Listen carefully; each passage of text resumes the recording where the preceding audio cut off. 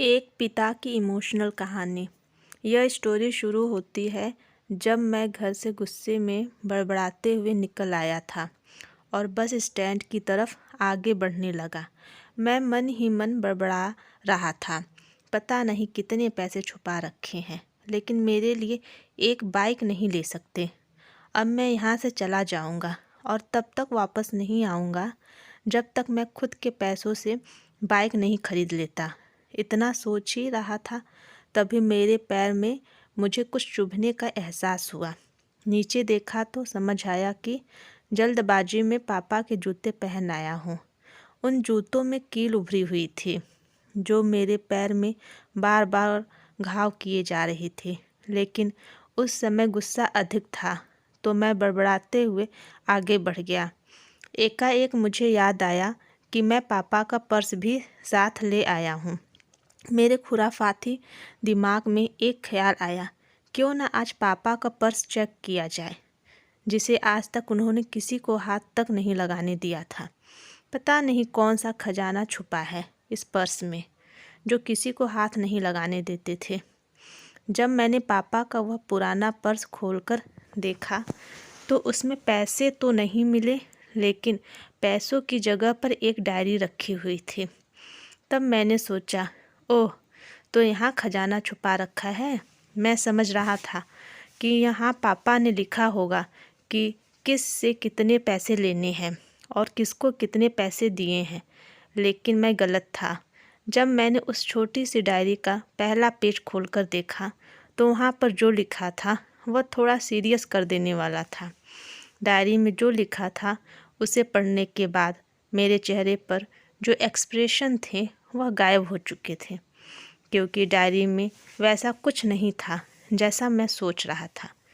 वहाँ पर उन पैसों का हिसाब लिखा हुआ था जो अलग अलग कामों के लिए अलग अलग लोगों से उधार लिए गए थे। उस लिस्ट में कंप्यूटर के नाम पर भी पैसे लिए गए थे। कुछ यूँ लिखा था, 50,000 बेटे के कंप्यूटर के लिए। यह वही कंप्यूटर था जिसे मैं आज तक यूज़ कर रहा हूँ, लेकिन मुझे यह पता नहीं था उस कंप्यूटर को खरीदने के लिए पैसे कहाँ से आए थे। लेकिन आज पता चल रहा था।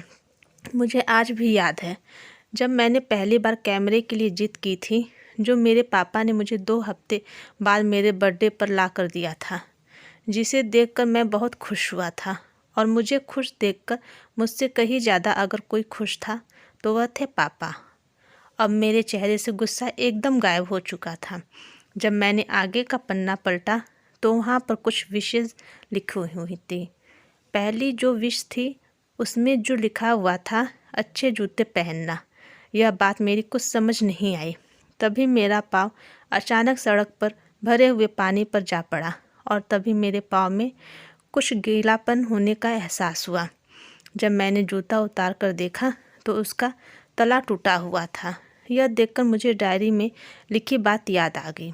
तभी मुझे माँ पापा की कई बातें भी याद आ रही थी कि कैसे माँ जब कहा करती थी पापा से, अब तो जूते पुराने हो गए, नए ले लीजिए, तो पापा अक्सर यह कहकर टाल दिया करते थे, जूते अभी और चलेंगे, अभी कुछ दिन पहले तो लिए थे। मुझे आज समझ आ रहा था कि कितने दिन और चलेंगे। साथ ही साथ यह भी समझ आ रहा था कि पापा पर्स को क्यों छुपा कर रखते थे। तभी उस डायरी को पढ़ते हुए बस स्टैंड पर पड़ी बेंच पर आकर बैठ गया। अब उस डायरी का आखिरी पन्ना बचा हुआ था। उस पन्ने को जब मैंने पलट कर देखा तो वहाँ कल की डेट लिखी हुई थी। तारीख के नीचे लिखा हुआ था 50,000 रुपये बाइक के लिए। बस इतना पढ़ा और दिमाग सन रह गया।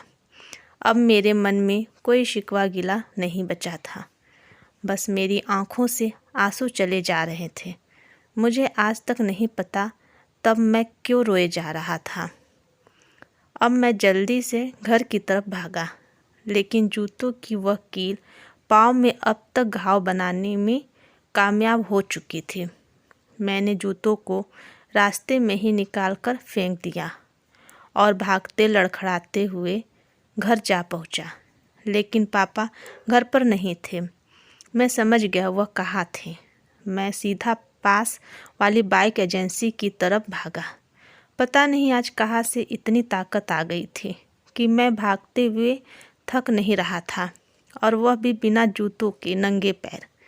जैसे तैसे मैं बाइक एजेंसी पर पहुंचा। पापा वहीं थे।